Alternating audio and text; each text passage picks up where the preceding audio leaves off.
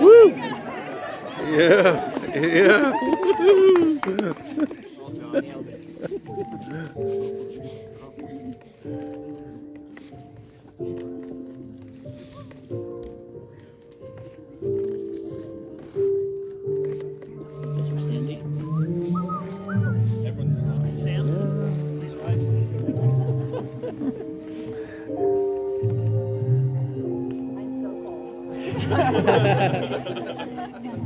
What you think? I'm so cool. Yeah.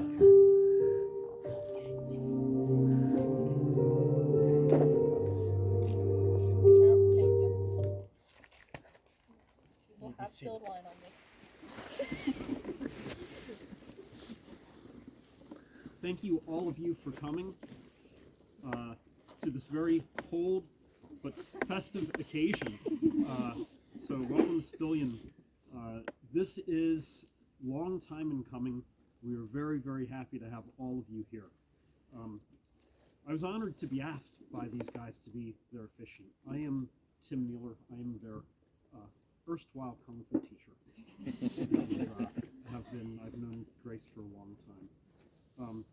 So rather, this is not something I do professionally like some of you guys I may see in the crowd there. So rather, I teach physics and biomechanics and Kung Fu in my spare time. I met both Grace and Jack through Wushu Kung Fu training. I've known Grace for many years, since she was 13, and first showed interest in learning Wushu Kung Fu. As a student, she trained hard, applying herself to her studies and rarely missed any class. Many teenagers do miss lots of classes for all kinds of reasons. Grace was not intimidated by larger opponents. Being in the thick of things, often to her opponent's discomfort.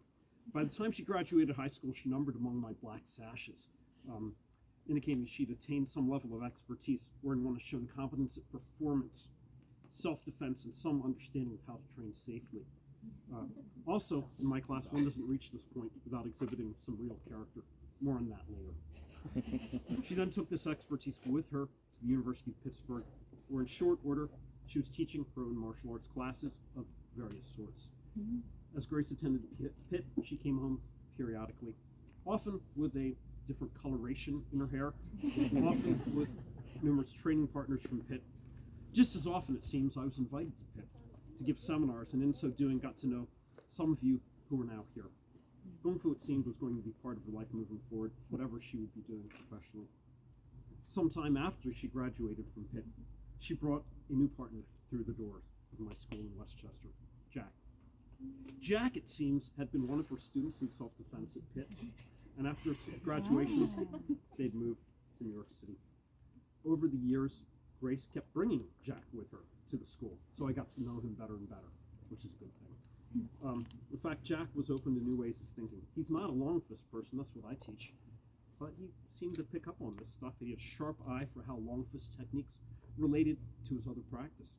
As we did self-defense applications, I noted that despite his size, Jack was interested in doing techniques correctly rather than muscling his way through them.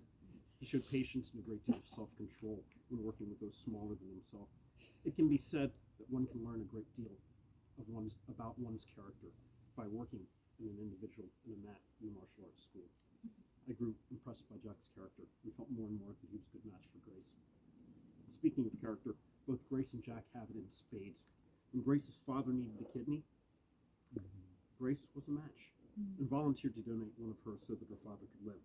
In so doing, not only saved her father's life, but became Superwoman in my book. Jack, for his part, served safely in the National Guard, and most recently on a mission to Africa that lasted in excess of, 6 months? That was a while. Longer than he just got back.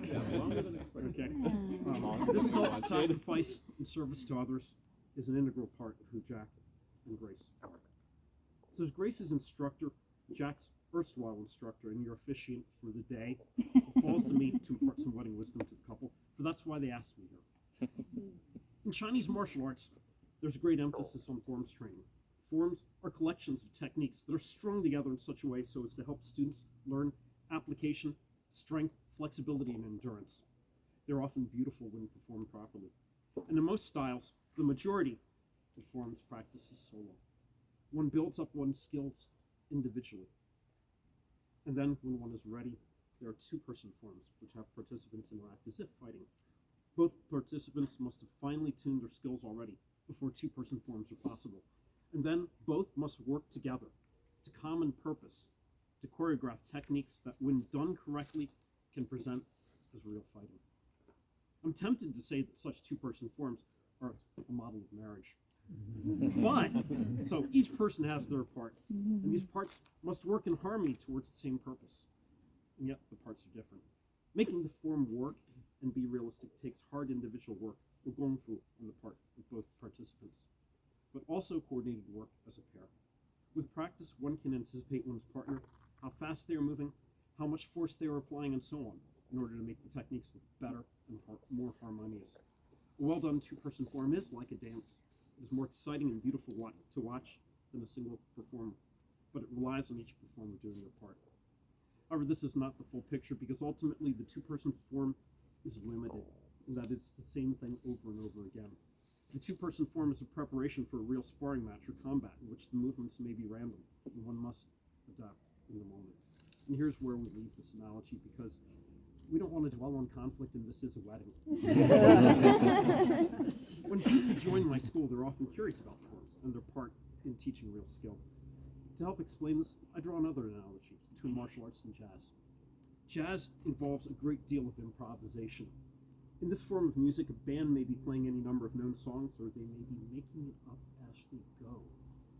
Jazz musicians generally start by learning prearranged music, just as we learn forms, so that they can build up their skill. Likewise, they often play together in ensembles, multi-person forms, if you will, which requires them to harmonize with other musicians. So before a musician can competently play jazz, they must be competent by themselves, or in the marriage analogy, be their own person. They must be good enough that they can riff off of what the other musicians are doing and create new variations of the song or theme.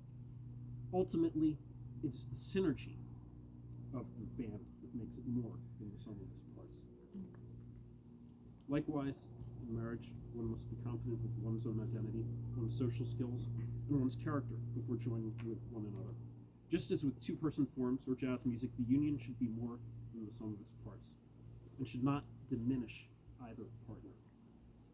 While there will be day-to-day humdrum, which might be equivalent to the practice of a long practiced and now boring two-person form, there will also be calls to duty to Africa or beyond, for the kidney donation, which presents new challenges that call for concerted effort and harmony, despite the rare or once-in-a-lifetime nature.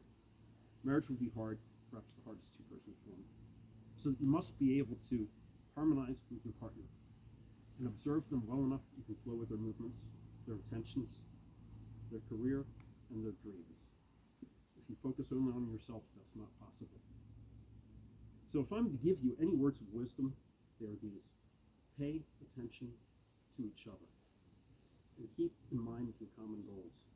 Grow your common dreams and purposes, but above all, make time for each other so you can practice together in life and in harmony, without neglecting your own selves. With that said, we're gathered here today because it's about time.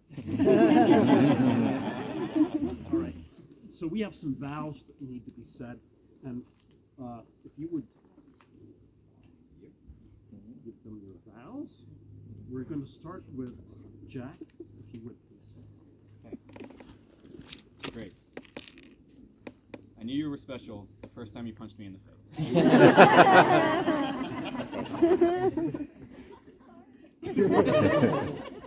We'll roll with this. I had no idea how special you would be to me, though. I vow to love you, support your happiness, and grow with you. To approach our problems together as us against the problem. To be your teammate and your partner. Grace, I love you, and I'm excited to face life together with you. Grace?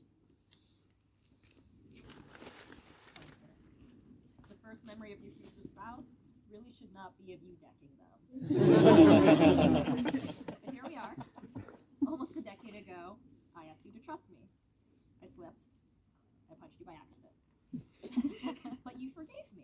And that's what our relationship is based off of. Trust in each other and forgiveness. Trust that we have the best intentions and forgiveness when we make those mistakes. So Jack, I vow to trust you. I trust that we'll support each other, cheer each other on, and have each other's back. I trust that we'll always love each other and find new adventures.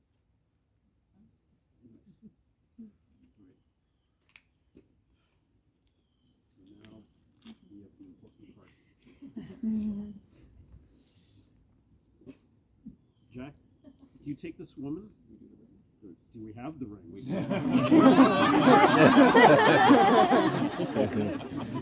You didn't ask me the whole one, Joe. I'm waiting for it too. Please ask me. Yeah?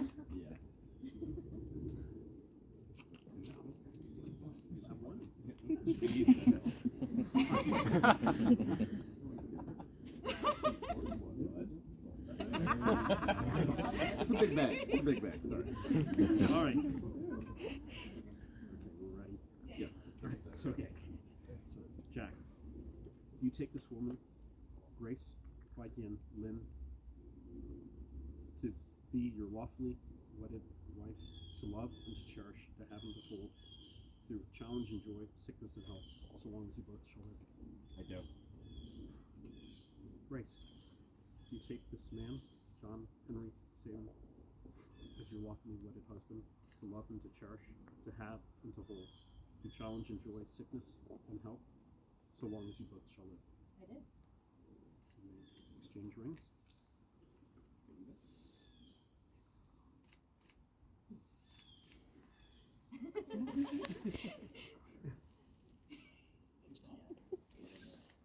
It's a tough knuckle. You got it. Get in there. Woo! Yeah. A little bit of finger chin on, and it was good. That's all. You may now kiss. Just kidding. Woo!